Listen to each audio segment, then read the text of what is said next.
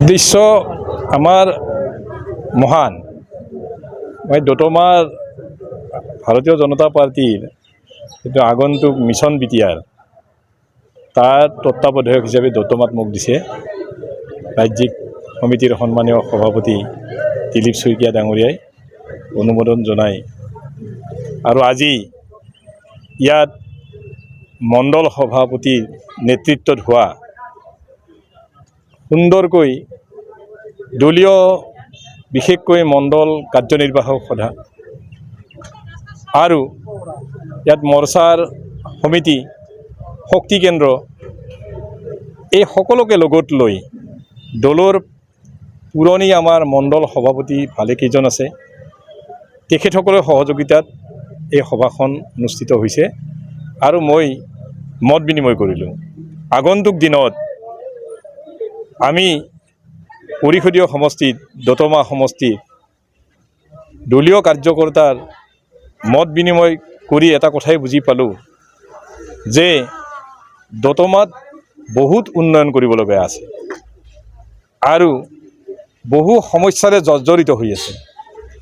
এই সমস্যাবোৰ সমাধান কৰিব একমাত্ৰ পাৰিব ভাৰতীয় জনতা পাৰ্টিৰ নেতৃত্বাধীন চৰকাৰখনৰ মাননীয় আমাৰ কৰ্মযোগী মুখ্যমন্ত্ৰী ডক্টৰ হিমন্ত বিশ্ব শৰ্মাৰ নেতৃত্বত হোৱা চৰকাৰখনে আৰু ভাৰতবৰ্ষৰ যশস্বী প্ৰধানমন্ত্ৰী নৰেন্দ্ৰ মোদী ডাঙৰীয়াৰ নেতৃত্বত।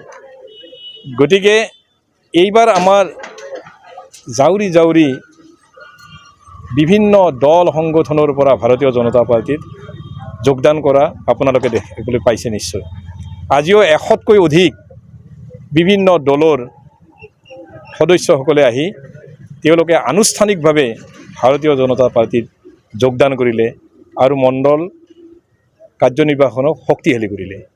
এনেস্থলত এটা কথা আমি উপলব্ধি কৰিছোঁ যে দতমাৰ বিভিন্ন প্ৰান্তৰ মানুহে বিচাৰিছে এইবাৰ ভাৰতীয় জনতা পাৰ্টিৰ প্ৰাৰ্থী লাগে বিটিআৰ নিৰ্বাচনত।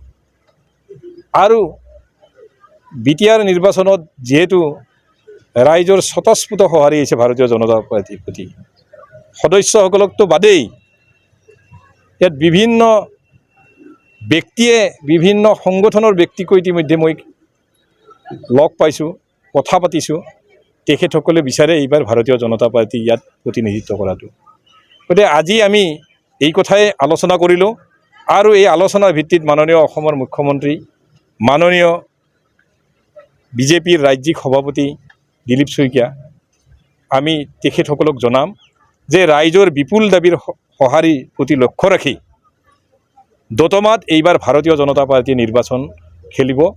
আৰু ইতিমধ্যে ঘোষণাই কৰিছে যে ভাৰতীয় জনতা পাৰ্টীয়ে বিভিন্ন পৰিষদীয় সমষ্টিত নিৰ্বাচন খেলিব আৰু তাৰে ভিতৰত দতমা আমি ভাৰতীয় জনতা পাৰ্টীৰ নিৰ্বাচন খেলাটো ইতিমধ্যে খাটাং হৈছে।